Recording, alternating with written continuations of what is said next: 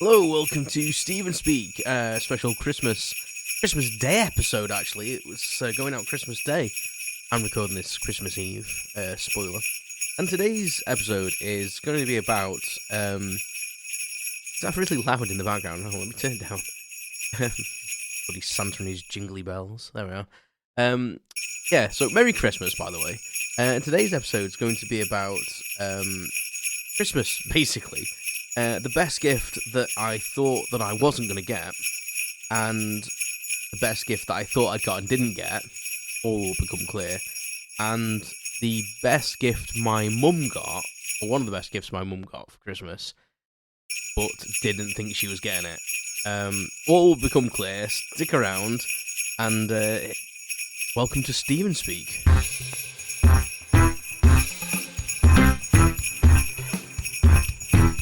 The jingle bells sound shit. Welcome to Stephen Speak, the podcast. I'm trying to make Christmas unscripted prattle on everything and nothing. Ho, ho, ho. I just ruined the titles completely. Just ruined them completely. Shut up with them now. It's Christmas enough. End of Christmas now. And the end of Christmas.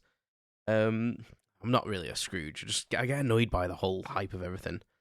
In Christmas present buying, and I'm one of these people that just prefer to see people. To be honest, I very much like the presence of present, the present of presents. You know what I mean? Someone being in my vicinity, spending time with me rather than giving me a gift. Anyway, I hope you're all well this 2022 Christmas. I can't believe the year's gone already. It's quite crazy. We always say that though, don't we? But the older you get, it does seem to go quicker. So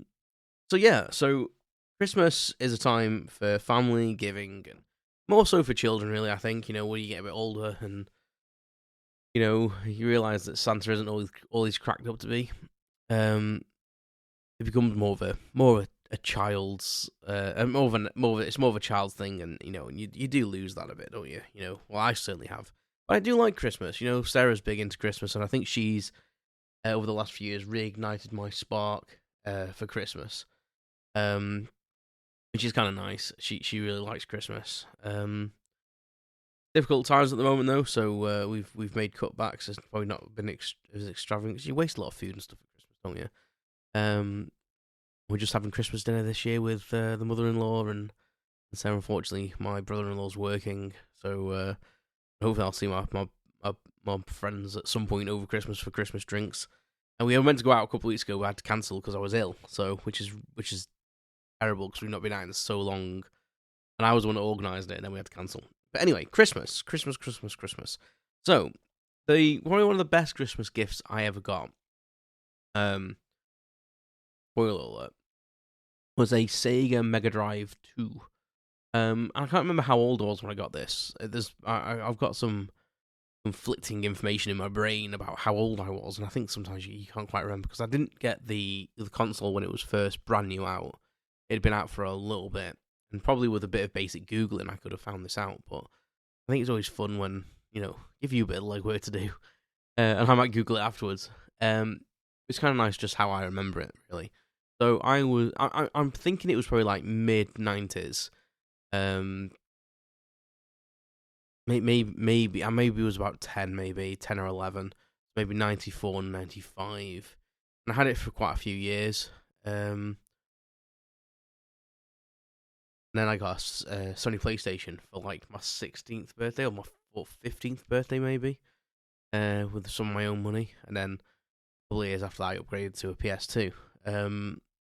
Anyway, it's not about bloody consoles. Well, it is the main present, but I think what it was is the main thing is like that I was quite a good lad when I was a kid, so, you know, didn't really put a foot wrong. You know, I had my moments like most kids do, but in general I was pretty good at school. Did my chores, you know, didn't really complain too much, I think. So mum and dad used to, you know, pretty much treat me well at Christmas. I wouldn't say I was spoilt, but I wasn't impoverished, let's say. You know, I got a lot of gifts at Christmas, more than some. Not as much as probably not as much as some people, but I got more than most, I would say. I was very well, looked after, and like all my relatives used to, buy me nice gifts and get a bit of money as well. So, and the older you get, the more you appreciate money, I think, as a child, and then kind of as an adult, you kind of, I say I'm as an adult, I'm not really bothered about a present, but there's certain people that can buy really good presents. My mate Scott is someone that buys awesome presents, and I think me and him will always buy each other presents because we know each other so well, and we always manage to seem, even though we're both collectors, we always manage to seem to buy each other really good gifts that we would never have bought ourselves, which is always really nice. But anyway, so yeah, so I was a pretty good kid. So if I asked for something, I would either get it with a caveat, so like you have to work for it, you have to do this, you have to do well at school or attain your current grades or whatever, or they would say you got to save up some of your own money, we'll put some money to it, and then you can get the thing. Or and also there was a thing with me and my brother, obviously two kids in the house. We sometimes took it in turns to have a big gift. So if one year he got a home computer, which must have cost a fortune, but it meant that I didn't have like a big present that year. Got a collection of smaller presents, but I wasn't that bothered because my parents were always really good at like not making it really obvious that there was a difference, but they also explained things really well, saying they couldn't afford to buy us both like these big gifts, and it was going to help Gavin at with school, and it was an Amstrad 64, so I don't think he ever did any word processing on it for school at all, really. I think my parents were thinking they could actually probably get some use out of it as well. But anyway, so one year, whatever year it was, maybe 93, 94, pretty much the entire year I badgered my parents for a Mega Drive. I'd never really had a home console up to that point. In fact, I hadn't had a home console. I had a handheld Sega Game Gear, and a lot of my mates had Mega Drives. Some of them had Nintendos, but the majority of my mates had Sega Mega Drives. I think that's what probably made my decision going towards Sega.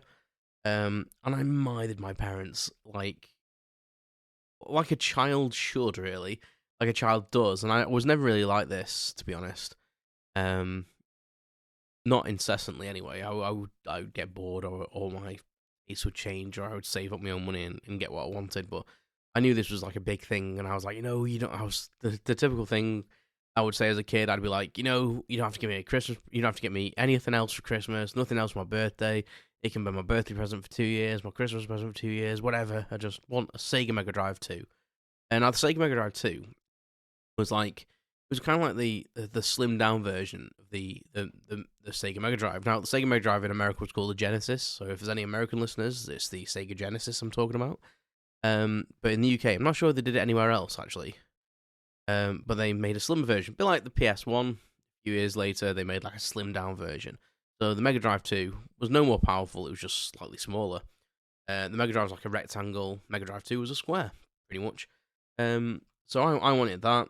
And yeah, I literally badgered my parents all year. If we went anywhere and if there was an advert, I would be like tugging on them, saying like, that's what I want for Christmas. But it got to the point where, even though I was a good kid, that was the thing that was making me bad. And the thing I was getting told off for the most was asking for this Mega Drive constantly. I can't remember if it was a year where Gavin was getting something, or Gavin had something the year before, or whatever. I can't remember if he wanted something big that year. And I was obviously putting a lot of pressure on my parents, and it got to the point where I think it was approaching my birthday, which is the beginning of October, and they were literally like, you know what, you're not getting it. You're not getting it. We can't afford it, and you're not getting it. And you've mithered us that much that even if we could afford it, we wouldn't buy it you. We've told you to leave it, and you haven't. So bang. And I'm not gonna lie, I was devastated. I was so upset. I was just moody, and I accepted it. Like I believed them that they weren't gonna get me this Mega Drive, and Christmas in that year was going to be a bust, and I'd probably get some nice things. I knew this. I knew that I would probably get some still nice things, but it wouldn't be a Mega Drive, and blah blah blah blah blah. Yeah. So, Christmas morning comes along, and I'm not got the usual bounce in my step. I'm still excited because there's still quite a lot of gifts around the living room. Like if you'd have seen it, you'd probably think, well, you're still pretty spoiled. And in hindsight, I think I realised like how much I used to get at Christmas, and a lot of lovely things. But things I never used to really get gifts in the meantime. A lot of kids get like random treats of the year, and I never used to. It was like birthday and Christmas was the thing. Got a little bit of pocket money and stuff, but I had to work for these things, which is kind of a good way to do. So when I got treated, it was like nice because it was like kind of earned through the year. But I wasn't into that Christmas that year, and I would say I was probably about 10 maybe, and yeah, I was pretty sad, and opened a couple of smaller presents, and we used to take it in turns in our family. So I'd open something, then Gavin would open something. He was my older brother, then my dad, and my mum. My dad was never that bothered. My dad never really had that many presents. He always wanted money for fishing or something like that. So he'd probably skip like 3 goes because he'd only have like about a handful of gifts. So to make it last for him, he'd skip a few turns. And I think it was like the 3rd gift. Mum was specifically saying, "Open this one now. Open this one." And I really wasn't vibing. I think she'd realised that, you know, he's not enjoying Christmas this year. We've hammered him about this Mega Drive, and we've really told him off, and it's his dream, and blah blah blah. So I opened this one that she's been pointing out to me, and it's shaped a bit like a VHS. I was just thinking, oh, it's just gonna be a film. God knows what film was out at the time, but I was thinking, oh, it's gonna be a film that I like, something brilliant. And I was kind of happy. Don't get me wrong, I wasn't completely ungrateful. So I ripped open it, ripped into the wrapping.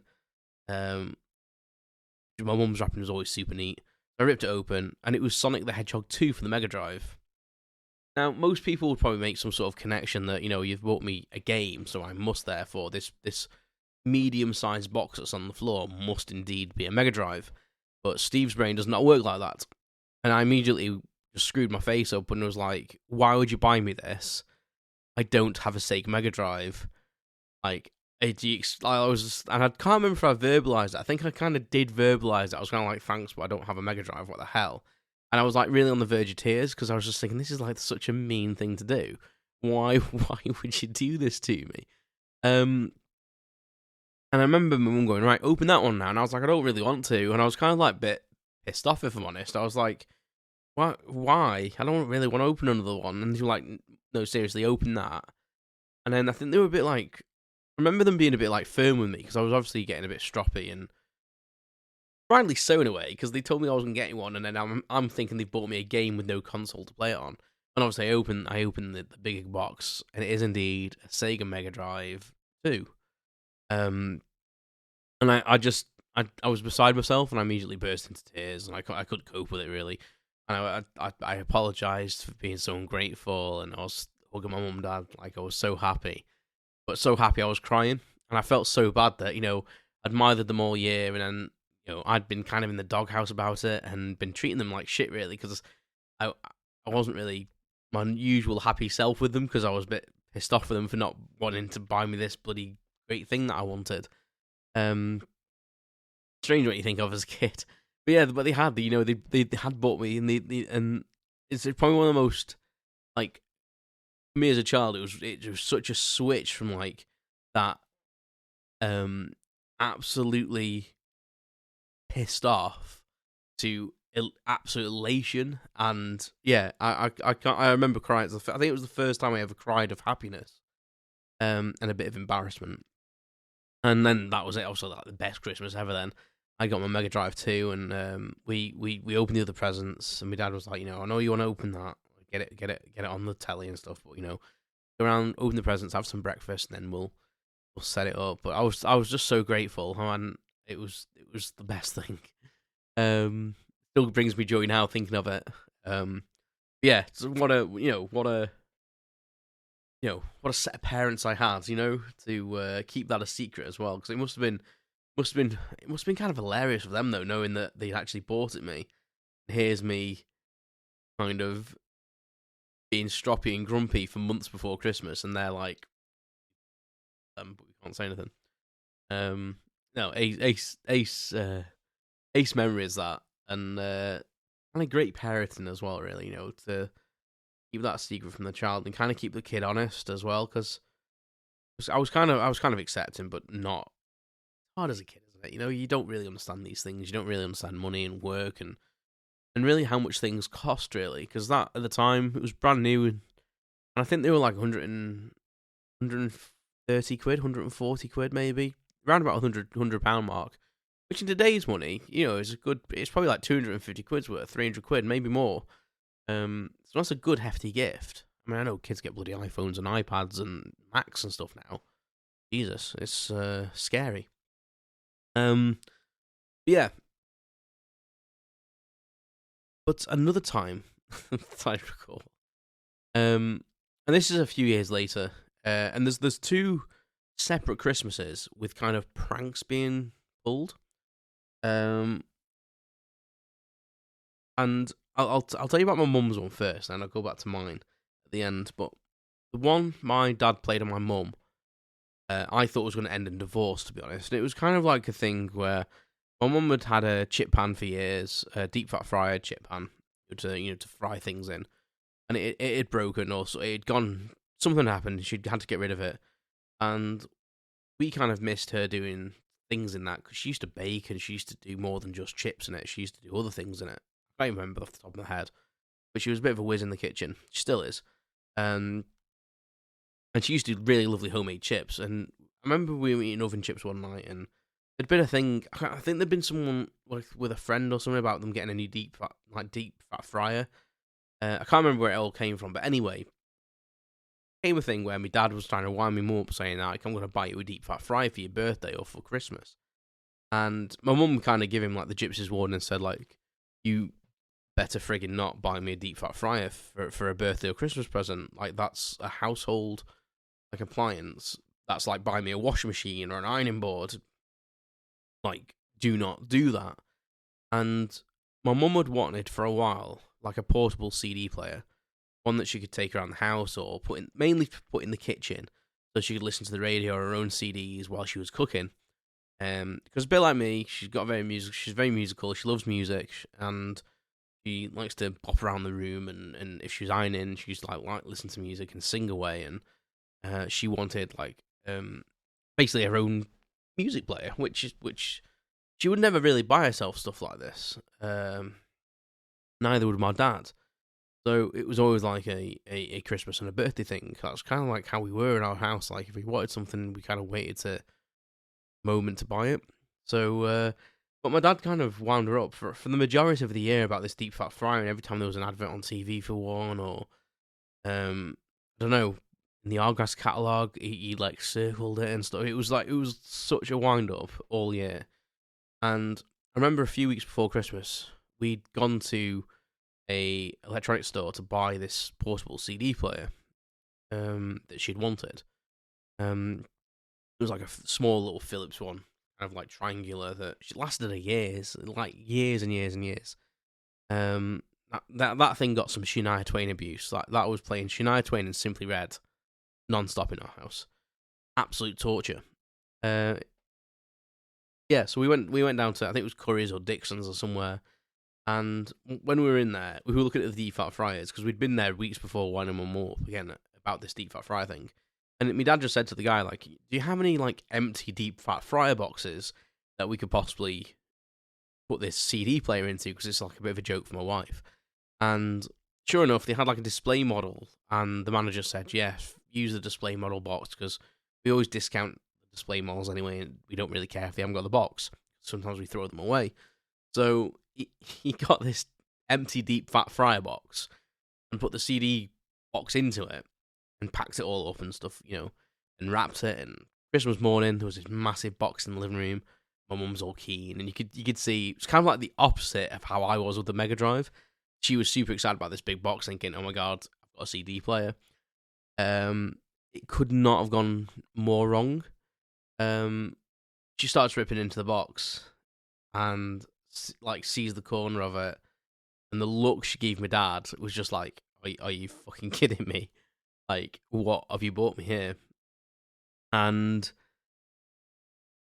yeah, it was bad times. I'm not gonna lie, it was bad times, and it got to the point where, well, some words were said, and she stormed upstairs, and she was basically going to leave the house. She was going to go to my nan's or drive somewhere, but she like locked herself in her bedroom, and she was packing a bag. And I remember me and my brother just sat downstairs, and my dad had gone after her to try and like calm her down because she was like crying and everything. And we were just like, shit, this wasn't meant to be like this. And we'd unwrapped it, and I said, let's unwrap the rest of it and like take it upstairs to her and show her that it's the CD player. So we unwrapped it and took it out of the box. My dad's going, what are you doing? I was like, show it a CD player. He's like, right, go downstairs, lads.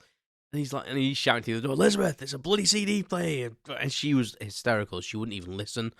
Yeah, it got to the point where we were sat downstairs, and it seemed like, it probably wasn't even that long, but it seemed like such a long time that my mum and dad were like, well, my dad was trying to calm my mum down. Or actually just say to her, listen, it's a joke. That's an empty box. There's a CD player inside of it. And it was probably minutes, but it felt like half an hour, like an hour, something like that. Yeah, and we were just sat downstairs, and I said to my brother, "Are they gonna get divorced? Like this is mad. Mum's gonna leave." And he was like, "No, once she finds out, it'll be fine.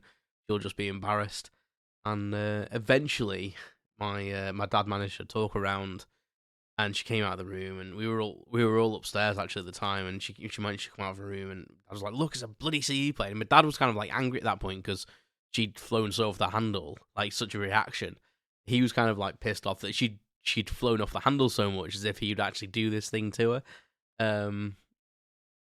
Yeah, in hindsight, absolutely hilarious. But I've never heard my mum swear so much. Like, if there'd ever a bleep machine, you'd have literally just been... That's all you'd have heard. It would have literally been just... And my dad just couldn't get a word in. And when my dad could speak, when she was being quiet, or she was just like throwing stuff around the room, so she was obviously like blood pressure just beating in her head. So it must have just been like deafened by anger, basically. Yeah, absolutely incredible. She was really embarrassed though when we did show the CD player. She was super embarrassed. And she came downstairs and she was like, "Oh, this is the best gift ever. I'm so sorry." But I mean, my mum's a good sport as well, and she was able to like look back at it and you know, laugh about it and tell people about it. And she was on the phone to people late that day, just going, "Oh, you never guess what they bloody did to me," and I flew off the handle. And my mum can quite exaggerate stories, but she definitely doesn't exaggerate how far off the handle she flew, which is funny to me. But yeah, and I don't know how old I was then. I don't know like what year that was. It would have been probably like 96, 97 maybe 98, something along that lines. Yeah, maybe 98. Because she'd had that CD player a couple of years before I went to college and stuff. So probably like 97, maybe the Christmas 97. It really matters.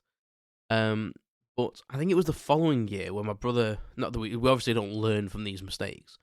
But my brother did a similar trick to me. It might have even been the same year. I'm not even sure. I'm pretty sure it wasn't the same year. But my brother basically did a similar thing to me. When I was younger, he had these stereo like speakers for his personal stereo, his cassette player, and they were little miniature Iowa stereo speakers powered. You can either put batteries in them, I think, or you could just plug them in with an AC adapter. And they were pretty powerful little things. Like only a few watts, but like for little tiny speakers. I didn't have my own sound system at the time. Didn't have my own CD player, or I had a little cassette player. But for going around, I was always using my tape player and going places. And I thought, if we went on holiday, to my granddad's caravan, or if we were going on holiday, he used to always take these, but he used to have his own room or whatever, and he used to listen to his own music. And he was very protective over these things because, rightly so, as I've said before in these podcasts, like I used to break his shit all the time. He used to let me lend them every so often. I think under duress from like requests from my parents. But he was very much these are mine, get your own shit kind of thing. And so I'd have probably been 14, 15. I remember South Park was just getting big. Might have been 98, 99. Maybe a bit earlier than that. South Park was like in the second or third series, getting massive. And for Christmas that year, I can't remember what I asked for specifically, but I wanted, there there was a South Park keyring that I really wanted, and I asked pretty much every year and for my birthday for these speakers, or the newer version, to be honest. And what my brother did was he got the box. I think it was for the ones he had. He got the box for the ones he had and wrapped that up basically. But my brother's goes a bit further than the normal people. He weighted the box with stones, but the gift that was actually inside the box wasn't obviously these speakers, because it was a box from his speakers. It was the South Park keyring that I wanted. It was a useless keyring actually. I never ever used it as a keyring. It sat on my side as like a little ornament. But it was a proper little 3-dimensional Eric Cartman, and it was a big thing. It was at least like 3 inches round. It was massive. It weighed a ton. Like it was heavy resin or whatever it was made of, plastic or whatever, molded plastic. And but it was a big thing, and he'd put this in the box, but then weighed it down a bit because he knew obviously I knew the speakers were heavier. So this morning I'm like, what's that little box over there? That looks intriguing. So he's like, this is from me, Stephen. I'm like, oh, thanks very much, Gav. Start ripping into it, should I say, and see the Iowa logo, see the speaker, and I'm like, holy shit, this is amazing. Finally, and I was probably excited. I was like, oh my god, I was hugging him. And I think Dad looked at Mum and was like, oh my god, we're going to have a deep fat fryer moment. He's going to have a meltdown when he finds out it's not actually a set of speakers. And Gavin was like pretty good. He was like, oh no, look into it, open it straight away. And I was like, no, look at it later. Because I knew what they were. Like, I knew what speakers were, and I thought I'll try them out later on my personal stereo in my room.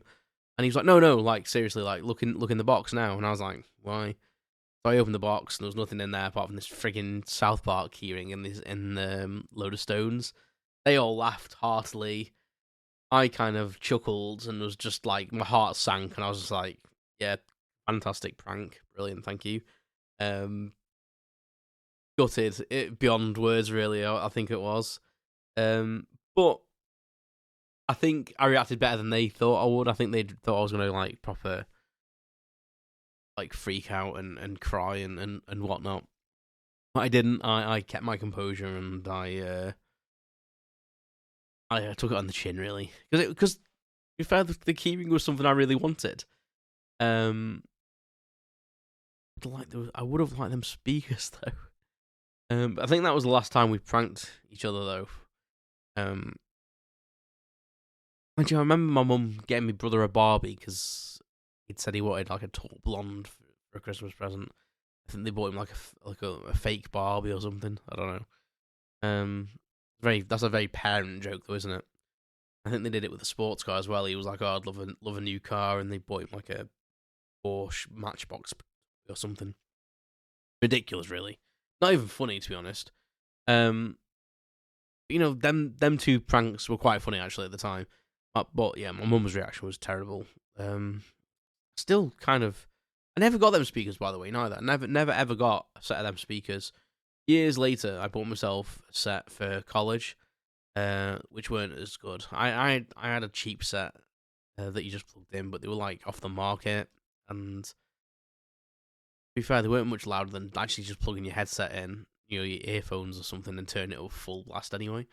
I never got a set of them powered Iowa speakers. You know what? I bet my brother still got them.